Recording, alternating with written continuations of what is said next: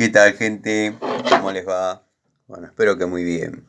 Video cortito de Siciliano en su taller para mostrarles esta pinza. Podría ser una encuesta preguntando a ver quién sabe para qué sirve, de qué año es, un montón de cosas que no tienen demasiado sentido, dado que los amigos de la antigua escuela saben que esto era como una especie de herramienta especial que teníamos.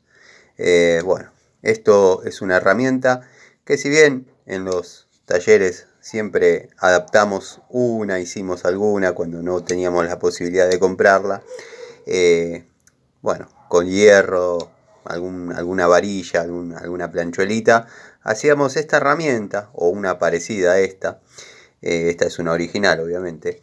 Es para apretar o aflojar resortes de freno, de cintas de freno. O sea, esto se traba en la cinta, se engancha el resorte, al presionar el resorte viene solo al muelle correspondiente y bueno, queda armada la cinta con sus resortes.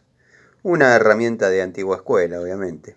Hoy en día están las herramientas para comprimir los calipers.